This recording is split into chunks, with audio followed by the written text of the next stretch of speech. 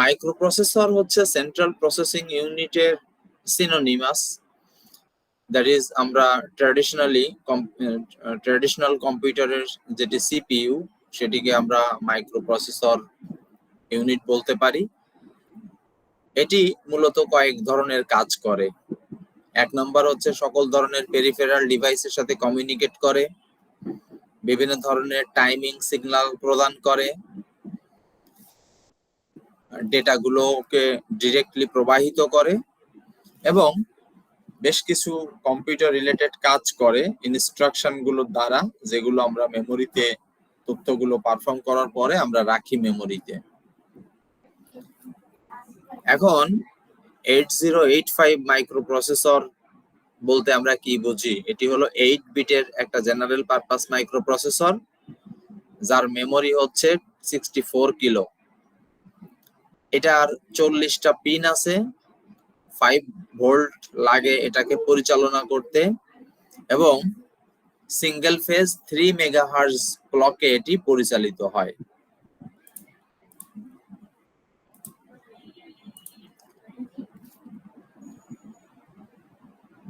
আচ্ছা,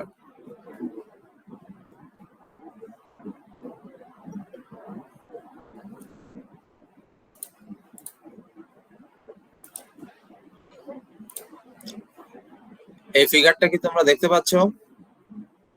জি স্যার, দেখা যাচ্ছে।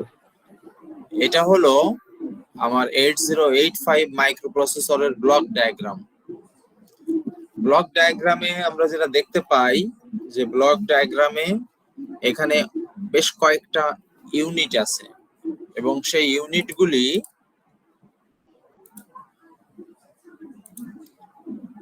ইউনিটগুলো এক নাম্বার হচ্ছে ইন্টারাপ্ট কন্ট্রোল, 2 নাম্বার হচ্ছে সিরিয়াল আইও কন্ট্রোল। এক মিনিট।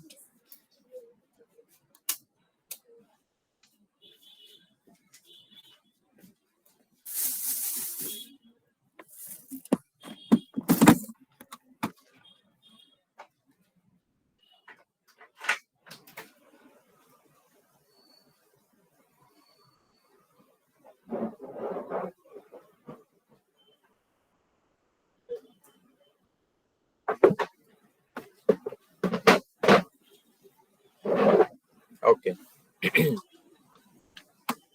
8085 মাইক্রোপ্রসেসরের যে ব্লক ডায়াগ্রাম, এই ব্লক ডায়াগ্রামের মেইন অংশ তোমরা এখানে দেখতে পাচ্ছ।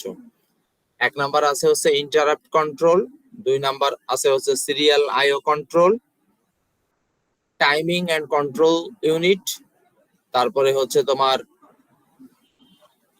Multiplexer, instruction register, instruction decoder and machine cycle, accumulator, temporary register, flag, ALU, general purpose register, stack pointer, program counter, increment or decremental address bus। এই কয়েকটা অংশের সমন্বয়ে আমাদের 8085 মাইক্রোপ্রসেসরটি গঠিত।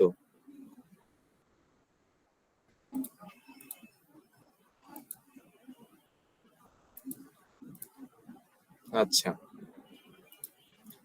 এখানে যেমনটা দেখা যাচ্ছে, যদি কখনো কোনো ইন্টারাপ্ট আসে তাহলে ইন্টারাপ্ট কন্ট্রোল ইউনিটের মাধ্যমে এই ইন্টারাপ্ট গুলো আমরা হ্যান্ডেল করি। এখানে 8 বিট ডেটা বাস ইন্টারাপ্ট কন্ট্রোলের সাথে কানেক্টেড। ডেটা বাসের মধ্য দিয়ে আমরা দেখতে পাচ্ছি এটা দ্বিমুখী। এখানে তথ্যগুলো আসার পরে অস্থায়ীভাবে কিছু সময়ের জন্য জমা থাকে হচ্ছে অ্যাকুমুলেটর এবং টেম্পোরারি রেজিস্টারে। সেখানে বিভিন্ন ধরনের অ্যারিথমেটিক এবং লজিক্যাল অপারেশন যখন করা লাগে তখন এএলইউ এর মাধ্যমে সেটি সম্পন্ন হয়। কোনো অপারেশন করার পরে বিশেষ অবস্থাগুলোকে প্রকাশ করার জন্য ফ্ল্যাগের মাধ্যমে আমরা সেগুলো দেখাই। আমরা ইনস্ট্রাকশনের মাধ্যমে যখন কাজ করি সেগুলো ইনস্ট্রাকশন রেজিস্টারে আসে এবং সেই ইনস্ট্রাকশন গুলো ডিকোড হয়। ডিকোড হওয়ার পরে আমরা সেইগুলো এই যে working register, that is WZBCDEHL, প্রত্যেকের পাশে 8 করে লেখা দেখা যাচ্ছে। তার মানে প্রত্যেকটা রেজিস্টার 8 বিটের। আর দুইটাকে একসাথে যদি আমরা জয়েন করাই তাহলে 8 আর 8 16 বিট। একটা স্ট্যাকের টপে কে আছে স্ট্যাক পয়েন্টার দ্বারা সেটা নির্ধারিত হয়, এটা হলো 16 বিটের। প্রোগ্রাম কাউন্টার বর্তমানে যে ইনস্ট্রাকশনটি রান করছে এর পরবর্তীতে যে ইনস্ট্রাকশনটি আসতে যাচ্ছে তার অ্যাড্রেস ধারণ করে প্রোগ্রাম কাউন্টার। অ্যাড্রেস বাসের মধ্য দিয়ে অ্যাড্রেস গুলো প্রবাহিত হয় এবং সেটি মূলত AD0 থেকে AD7 এবং AD8 থেকে AD15। তার মানে মূলত অ্যাড্রেস বাস এবং অ্যাড্রেস অর ডেটা এগুলো 8 বিট করে। আর যখন কোনো অপারেশন সম্পন্ন হয় সেই অপারেশন সম্পন্ন করা এবং প্রয়োজনীয় টাইমিং এবং কন্ট্রোল সিগন্যাল প্রদানের জন্য নিচের ব্লকটা কাজ করে। তাহলে এই ব্লকটি হচ্ছে 8085 মাইক্রোপ্রসেসরের ব্লক ডায়াগ্রাম। এটাকে ছোট ছোট করে এই ইউনিটে বর্ণনা করা আছে। এখন তোমাদের উপরের ছবিতে আমরা ফ্ল্যাগ দেখিয়েছিলাম, এখানে একটা ফ্ল্যাগ 8 বিট বলছিলাম। দেখো ফ্ল্যাগের মাধ্যমে আমরা কত ধরনের বিষয়কে উপস্থাপন করতে পারি বা প্রকাশ করতে পারি। এস হচ্ছে সাইন ফ্ল্যাগ। সাইন ফ্ল্যাগ মানে হচ্ছে তোমার একটা সংখ্যা, সেই সংখ্যাটা 0 মানে নেগেটিভ কিনা নাকি পজিটিভ সংখ্যা, এটা প্রকাশ করার জন্য আমরা সাইন ফ্ল্যাগের মাধ্যমে প্রকাশ করি। তুমি একটা অ্যারিথমেটিক অপারেশন করেছো, যোগফলটা 0 কিনা, যদি 0 হয় তাহলে এই যে 0 ফ্ল্যাগ সেট করা হবে। সেট মানে এর মান 1। অক্সিলারি ক্যারি, কোন একটা বিসিডি অপারেশন মানে বাইনারি কোডেড ডেসিমাল অপারেশন সম্পন্ন করেছো, হাতে কোনো কিছু আছে কি না এটা ক্যারি ফ্ল্যাগের মাধ্যমে প্রকাশ করা হয়। প্যারিটি ফ্ল্যাগ, আমরা কখনো কোনো তথ্যকে বা কোনো সংখ্যাকে যদি আমরা একটা নেটওয়ার্কের মধ্য দিয়ে ট্রান্সমিট করতে চাই, সেটা আমরা যদি জোড় সংখ্যা ট্রান্সমিট করতে চাই তাহলে প্যারিটি বিটের মান 1 এর মান হবে ইভেন। আর যদি আমরা বেজোড় প্যারিটি ব্যবহার করতে চাই তাহলে সকল ডেটাগুলোর মধ্যে 1 এর সংখ্যা হবে বিজোড়। ক্যারি ফ্ল্যাগ, কোনো একটি অ্যারিথমেটিক অপারেশন করা হয়েছে, করার পরে আমাদের হাতে কিছু আছে কিনা, হাতে যদি কিছু থাকে তাহলে ক্যারি ফ্ল্যাগকে সেট করা হয়। সুতরাং ফ্ল্যাগ আমরা তাহলে 5 ধরনের ফ্ল্যাগ আমরা ব্যবহার করি: sign flag, zero flag, auxiliary carry flag, parity flag এবং ক্যারি ফ্ল্যাগ।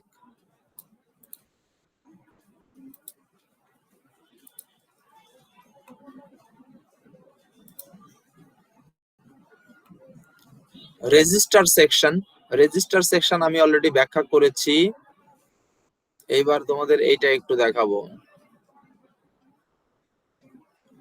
এটা কি দেখতে পাচ্ছ বলো তো একজন? এটা pin diagram sir. Pin diagram, 8085 এর পিন ডায়াগ্রাম। তার মানে 8085 মাইক্রোপ্রসেসর 40টা পিন দ্বারা গঠিত। এখানে সব পিন গুলো আছে, 40টা পিন। এখন 40টা পিন তুমি কিভাবে মনে রাখতে পারো সেগুলোকে মনে রাখার জন্য এইসব পিন গুলোকে ক্যাটাগরাইজ করা হয়েছে। সেই ক্যাটাগরাইজড অংশগুলো আমরা দেখলে আমরা সহজে মনে করতে পারবো যে এগুলো কিভাবে কয়টা আছে। প্রথম যে পিন, এটাকে বলা হয় অ্যাড্রেস বাস। এখানে অ্যাড্রেস বাস কত থেকে কত দেখতে পাচ্ছ? A15 থেকে 8 স্যার। হ্যাঁ, A8 থেকে A15, মানে এখানে 8টা আছে। এটা হলো অ্যাড্রেস বাস। ডেটা বাস, এই যে AD0 থেকে AD7, তাহলে কয়টা? 8টা স্যার। 8টা। তাহলে অ্যাড্রেস বাস আর ডাটা বাস মিলে হচ্ছে তোমার 16টা। আচ্ছা, এখন আসো, এইটার জন্য কন্ট্রোল সিগন্যাল আছে। কন্ট্রোল সিগন্যালের দুইটা, রিড বার আর একটা হচ্ছে রাইট বার।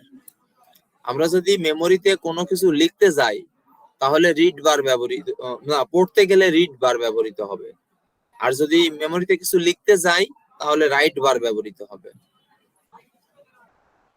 এরপরে আসো status signal, control signal and status signal.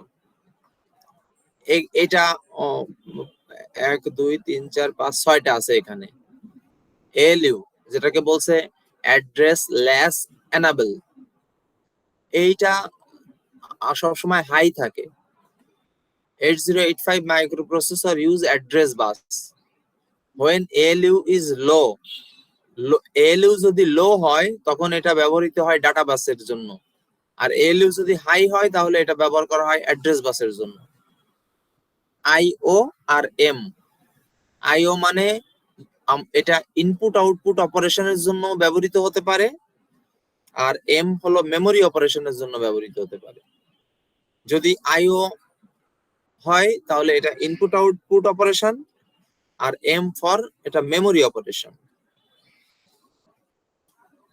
তারপরে দুইটা পিন S1 এবং S0, এদেরকে বলা হয় status signal. Status signal input output না মেমোরি বার, এটা আমরা S1 এবং S0 এর মান দ্বারা বুঝি।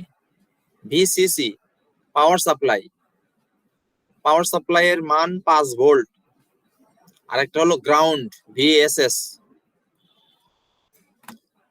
পাওয়ার সাপ্লাই এন্ড ফ্রিকোয়েন্সি সিগন্যাল, এখানে এক্স, এটা হলো X X, a crystal is connected at this two pin, এই দুইটা পিনে ক্রিস্টাল কানেক্টেড থাকে।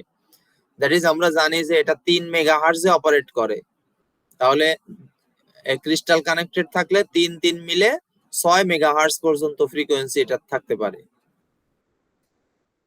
ক্লক আউট, অন্যান্য ডিভাইসগুলিতে সিস্টেম ক্লক দেওয়ার কাজে ব্যবহার করা হয় ক্লক আউট।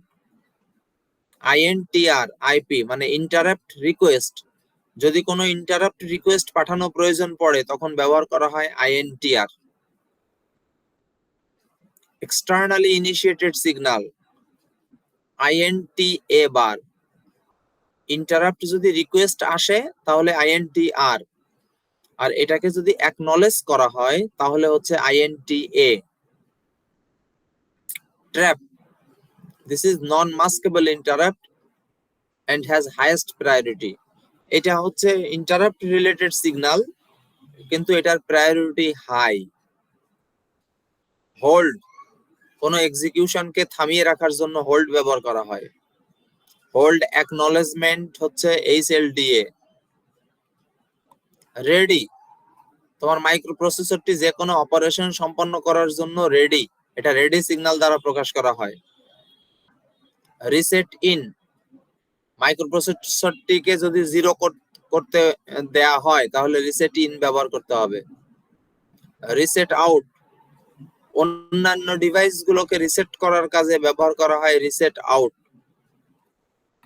রিসেটের আরো 3টা পিন আছে, রিসেট 7.5, রিসেট 6.5, আর একটা হচ্ছে RST 5.5। এটা হলো ইন্টারাপ্ট রিকোয়েস্টের জন্য ব্যবহার করা হয় এই 3টা পিন। আর একটা হচ্ছে সিরিয়াল আইও পোর্ট। আইও পোর্ট আমরা ব্যবহার করি সিরিয়াল ডেটা ইনপুট নেয়ার জন্য অথবা সিরিয়ালে ডেটা আউটপুটে দেওয়ার জন্য। সুতরাং যে 40টা পিন আছে, 40টা পিনকে এই 6টা ভাগে ভাগ করা হয়েছে। কি কি ভাগ? Address bus, data bus, control and status signal, power supply and frequency signal, আর একটা হচ্ছে এক্সটার্নালি ইনিশিয়েটেড সিগন্যাল, আর সর্বশেষ হচ্ছে serial IO port, serial input output port. এখন আসি একটা ইনস্ট্রাকশনের ফরম্যাট কেমন হয়। আমরা তো ইনস্ট্রাকশন দেই, সেই ইনস্ট্রাকশন গুলোর ফরম্যাট কেমন। প্রথম ফরম্যাটটাকে বলছে ভ্যারিয়েবল ইনস্ট্রাকশন ফরম্যাট। যদি এই মানটা পরিবর্তনশীল ইনস্ট্রাকশন হয়, তার ফরম্যাট কেমন হবে? প্রথমে থাকবে অপারেশন কি করতে চাই, নাম্বার অফ অপারেন্টস কতগুলো অপারেন্টের উপরে এই অপারেশনটা ঘটবে। যদি n সংখ্যক হয় তখন এই যে অ্যাড্রেস স্পেসিফায়ার 1, অ্যাড্রেস ফিল্ড 2, এরকম করে অ্যাড্রেস স্পেসিফায়ার n এবং অ্যাড্রেস ফিল্ডের সংখ্যা থাকবে n তম। দ্যাট ইজ এইটা হলো ভ্যারিয়েবল, এর মান আমরা যত পর্যন্ত নিয়ে যাব তত পর্যন্ত এটা থাকবে। এইভাবে যদি আমরা কোনো ইনস্ট্রাকশন ব্যবহার করি, এটা সুবিধা কি, এটার কোড ডেনসিটি ভালো, আর অসুবিধা হচ্ছে যে এগুলোকে ডিকোড করা খুব ডিফিকাল্ট এবং পাইপলাইনিং করা খুব কঠিন। মানে একসাথে অনেকগুলো কাজ করতে যদি আমরা চাই, তাহলে এই ভ্যারিয়েবল ইনস্ট্রাকশন ফরম্যাট যদি ব্যবহার করি, তাহলে এটা কম্পারেটিভলি একটু ডিফিকাল্ট হয়। এটা কি দেখতে পাচ্ছ?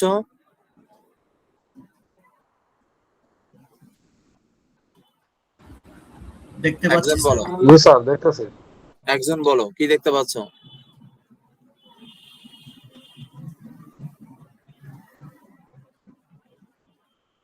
বলো, যে কেউ একজন।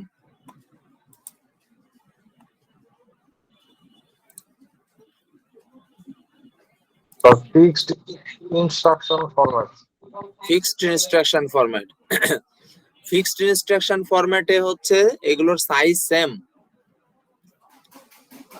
এখন এটার ফরম্যাটটা কেমন? প্রথমে থাকবে তার অপারেশন ফিল্ড, তারপরে অ্যাড্রেস ফিল্ড 1, অ্যাড্রেস ফিল্ড 2 এবং অ্যাড্রেস ফিল্ড 3, এরকম করে ওই অপারেশনের অ্যাড্রেস ফিল্ড গুলো থাকবে। এটা সুবিধা হচ্ছে ডিকোড এবং পাইপলাইনিং করা সহজ, আর এটার অসুবিধা হচ্ছে যে এখানে কোড ডেনসিটি আমরা ভালো পাই না। এরপরে ইনস্ট্রাকশন ফরম্যাট কি দেখা যাচ্ছে? Hybrid. Hybrid. Hybrid instruction format. Hybrid instruction ফরম্যাটে তোমার ভ্যারিয়েবল লেন্থ ইনস্ট্রাকশন ফরম্যাট আর ফিক্সড ইনস্ট্রাকশন ফরম্যাট, এই দুইটাকে মিলিয়ে একত্রিতকরণ করা হয়েছে হাইব্রিড মোডে। তার ফরম্যাট এই যে এখানে তোমরা দেখতে পাচ্ছ, operation, address specifier and address field. Operation, address specifier 1, address specifier 2, মানে এখানে দুইটা অ্যাড্রেস স্পেসিফায়ার আছে, এবং পরে গিয়ে তার অ্যাড্রেস ফিল্ড। আর পরে নিচেরটাতে অপারেশন, কি ধরনের অপারেশন আমরা করব, অ্যাড্রেস স্পেসিফায়ার আগে, তারপরে হচ্ছে তোমার অ্যাড্রেস ফিল্ড 1, অ্যাড্রেস ফিল্ড 2। এইভাবে যদি আমরা হাইব্রিড ইনস্ট্রাকশন ফরম্যাট ব্যবহার করি, তাহলে লাভ কি? লাভ হচ্ছে যে আমরা কোড ডেনসিটি এবং ইনস্ট্রাকশনের যে প্রবলেম, এই প্রবলেমগুলোকে আমরা কম্প্রোমাইজ করতে পারি এবং এটিকে ডিকোড করা খুব ইজি। এখন আসো, কি দেখতে পাচ্ছ বলো একজন? Addressing mode. অ্যাড্রেসিং মোড, দাঁড়াও কেউ আসলো কিনা দেখি। অ্যাড্রেসিং মোড, আচ্ছা একজন পড়ো, অ্যাড্রেসিং মোডটা কাকে বলে? পড়ো, 2 লাইন পড়ো।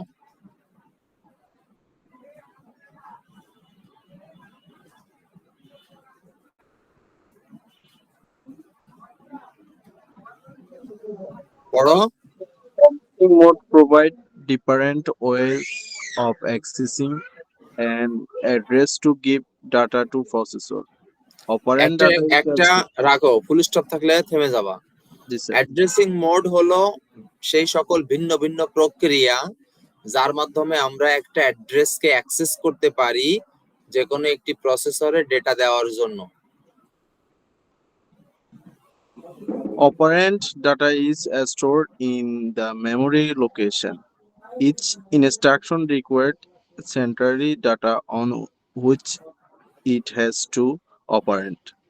যে ডেটাগুলোতে আমরা অপারেট করব সেগুলোকে আমরা মেমোরিতে স্টোর করে রাখবো। প্রত্যেকটা ইনস্ট্রাকশনের জন্য প্রয়োজনীয় যে ডেটা, যে ডেটার উপরে আমরা এটিকে অপারেট করব।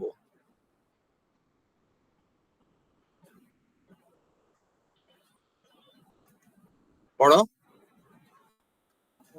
There are verbose techniques to specific address of data.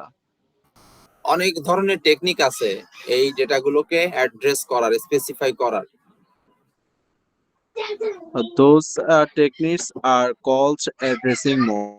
ওই সকল টেকনিক গুলোকে আমরা অ্যাড্রেসিং মোড বলি। তো এখন অ্যাড্রেসিং মোড কত প্রকার এবং কি কি, প্রথমটা পড়ো।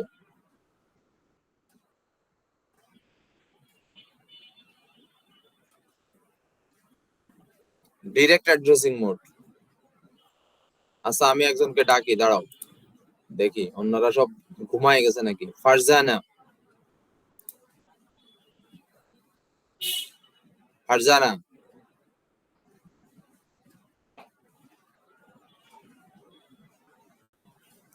এই ফারজানাকে অ্যাবসেন্ট দিয়ে দাও, ও নাই।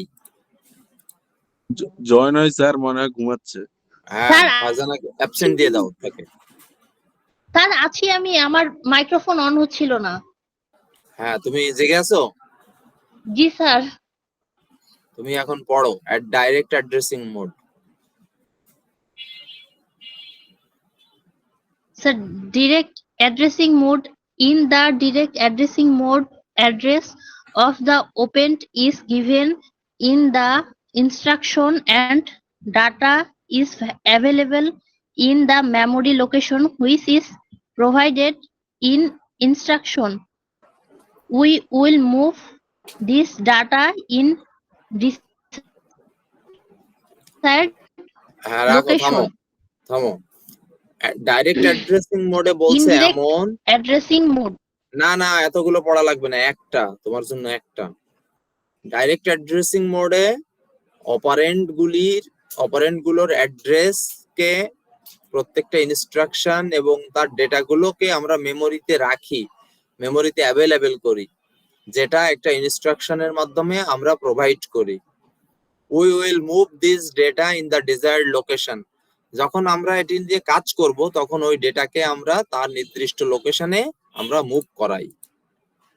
ঠিক আছে, এখন হলো হৃদয়, সুর, জেগে আছো? জি স্যার। এখন তুমি হচ্ছে indirect addressing mode. In the indirect addressing mode, the instruction specific a register which contain the address of the operand, আচ্ছা both থামো, internal RAM থামো, and ফুল স্টপ থাকলে থেমে যাবা। এটা হলো যে জি স্যার। ইনডিরেক্ট অ্যাড্রেসিং মোডে ইনস্ট্রাকশন গুলি স্পেসিফাই করে একটা রেজিস্টারকে, যেটি অপারেন্ডের অ্যাড্রেস ধারণ করে। পড়ো। স্যার পড়বো স্যার আবার? হ্যাঁ, আচ্ছা, both internal RAM and external RAM can be accessed via indirect addressing mode. তুমি ইন্টারনাল র্যাম অথবা এক্সটার্নাল র্যাম উভয়টা তুমি অ্যাক্সেস করতে পারো ইনডিরেক্ট অ্যাড্রেসিং মোডের দ্বারা। ঠিক আছে, জি স্যার। এখন হচ্ছে ইমন, এমডি ইমন। জি স্যার, আসসালামু আলাইকুম স্যার। হ্যাঁ ইসলাম, ভালো আছো তুমি? জি স্যার, আপনি ভালো আছেন? আজকে কত নাম্বার রোজা গেল? জি স্যার, হচ্ছে ও এখন ইনডিরেক্ট অ্যাড্রেসিং মোড শেষ করছে, এখন আমি হচ্ছে ইমিডিয়েট অ্যাড্রেসিং মোড করব। না না, আমি তোমাকে বলছি আজকে কত নাম্বার রোজা শেষ হলো। ও স্যার, আজকে 22 নম্বর রোজা স্যার। 22 নাম্বার। আচ্ছা, তুমি পড়বা হচ্ছে immediate addressing mode. G sir. Immediate addressing mode. In the immediate addressing mode, direct data is given in the operand which move the data in accumulator. It is very fast. আচ্ছা, immediate addressing মোডটা খুব দ্রুত গতিতে কাজ করে।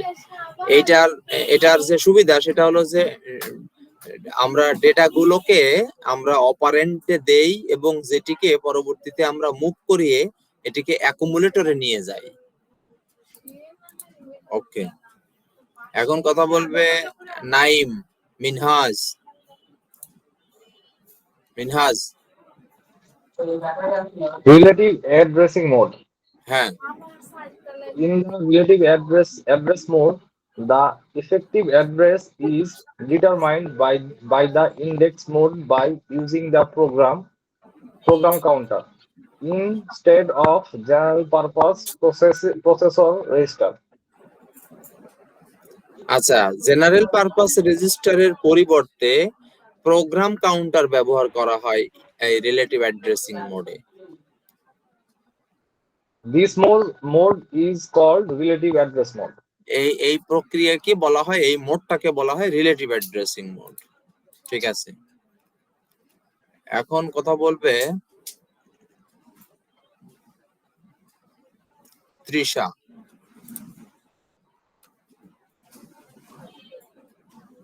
Trisha, Yes, sir. Index addressing mode. In the index address mode, the effective address of the operand is generated by adding a content value to the contents for the register. একটা relative index addressing মোডে effective অপারেন্ডের effective অ্যাড্রেসটি তৈরি করা হয় রেজিস্টারের content যেটি আছে তার সাথে একটা কন্টেন্ট ভ্যালু অ্যাড করে। This mode is called index address mode. এই মোডটাকে বলা হয় ইন্ডেক্স অ্যাড্রেস মোড। তার মানে আমরা আমরা দেখলাম যে অ্যাড্রেসিং মোড মূলত কয় প্রকার: ডিরেক্ট, ইনডিরেক্ট, ইমিডিয়েট, হ্যাঁ রিলেটিভ অ্যাড্রেসিং মোড, আর একটা হলো ইন্ডেক্স অ্যাড্রেসিং মোড। এখানে তোমাদের শুরু থেকে যদি বলি,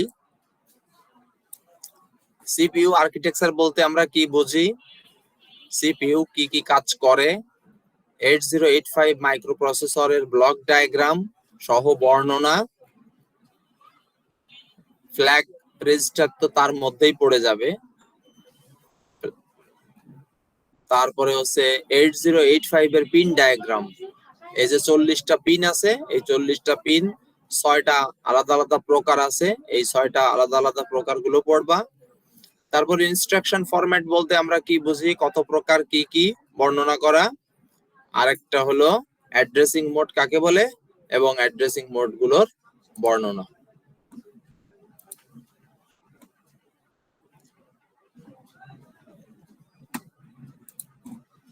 আমাদের ইয়ে কি আছে, আমাদের সিআর সাহেব কি আছে? জি স্যার, ও, আছি আগে স্যার, যাও না। আছি স্যার। সিআর ছাড়া ক্লাস কিন্তু চলবে না, বুঝলে? স্যার আছি। দাঁড়াও, তোমাদের ও স্যার অফলাইন কাউ থাকে না। স্যার মাঝে মাঝে স্যার ঘুমিয়ে যায়। আচ্ছা, তোমাদের আজকের ক্লাসটা আমি দিয়ে দিলাম। হ্যাঁ, জি স্যার। ঠিক আছে স্যার। সেকেন্ড ক্লাস, স্যার একটা প্রশ্ন ছিল স্যার। দাঁড়াও, second class materials for final. বলো, এবার প্রশ্ন বলো। স্যার আমরা তো 808 মাইক্রোপ্রসেসর স্ট্রাকচার গুলো তো স্যার আমরা মাইক্রোপ্রসেসর এন্ড মাইক্রো কন্ট্রোলার যে সাবজেক্ট করতে ছিল এটার মধ্যে পড়ছিলাম মোটামুটি। হ্যাঁ, এখন স্যার এই পার্টটা আমাদের সিস্টেম প্রোগ্রামিং এর সাথে রিলেটেডটা এটা কিভাবে স্যার? মূলত তোমার একটা সিস্টেমের, তুমি খেয়াল করো গতকালকে আমরা কি নিয়ে আলোচনা করলাম, কম্পাইলার ডিজাইন, তাই না? জি স্যার। তারপরে আমরা আলোচনা করলাম হচ্ছে ডিএফএ এনএফএ, অটোমেটা থিওরি। জি স্যার। আজকে আলোচনা করলাম হচ্ছে তোমার মাইক্রোপ্রসেসর। তার আগে আমরা আলোচনা করেছি হচ্ছে তোমার সিস্টেম প্রোগ্রামিং এর ফান্ডামেন্টাল ফাউন্ডেশন, তারপরে হচ্ছে general machine structure, operating system. মূলত আমাদের এই যে সিস্টেম প্রোগ্রামিং যে কোর্সটা, এটা মূলত অনেকগুলো সাবজেক্টের নির্যাস। হ্যাঁ, এবং একটা মেশিনের স্ট্রাকচার বলতে যে যে ভেতরকার যে কম্পোনেন্ট গুলো আছে সেই কম্পোনেন্ট গুলির বর্ণনা, একটার সাথে আরেকটার ইন্টার কানেকশন, সবগুলো একটার সাথে একটা মানে খুব কানেক্টেড এবং ক্লোজলি রিলেটেড। এই কারণে মূলত ধরো আমাদের তো সিলেবাসটা তো আসলে অনেক বড়, কিন্তু তোমাদের সময়টা তো আসলে 4 মাস। তো এই জন্য আমরা চেষ্টা করি কি, মানে অধিকাংশ ক্ষেত্রগুলোতে এই তোমাদেরকে টোটালটা না হলেও তুমি যেন এই কোর্সের একটা মানে একটা ফ্লেভার তুমি পাও, এবং তুমি যেন বুঝতে পারো যে এই কোর্সগুলোর ভেতরে কি কি আছে। এবং একটা সিস্টেম যদি আমি কনসিডার করি সেই জায়গায়, যেমন ধরো আজকে যদি চিন্তা করো যে কত ধরনের ইন্টারাপ্ট হতে পারে, ইন্টারাপ্ট কোন পিনের মাধ্যমে আসে, একটা ডেটা যখন আমি ফেস করে নিয়ে আসছি, অ্যাকুমুলেটরের কাজ কি, প্রোগ্রাম কাউন্টারের কাজ কি, রেজিস্টারে আমরা জমা রাখি। তো আমরা দেখলাম যে আজকে এটা হলো 8 বিট মাইক্রোপ্রসেসর, কিন্তু যদি 8 বিটের বেশি মাইক্রোপ্রসেসর ডেটা হ্যান্ডেল করতে হয়, তখন ওই যে দুইটা রেজিস্টারকে পেয়ার বানানো হয়েছে, দ্যাট ইজ 16 বিট পর্যন্ত আমরা প্রসেস করতে পারি পেয়ার বানিয়ে। এই সকল বিষয়ে তোমাদেরকে ধারণা দেওয়ার জন্যই মূলত এই সিপিইউ আর্কিটেকচারটা পড়ালাম। তুমি কি ক্লিয়ার? জি স্যার, থ্যাংক ইউ স্যার। আচ্ছা, আমি দেখি আর দু একজনের সাথে কথা বলতে চাই। সিফাত,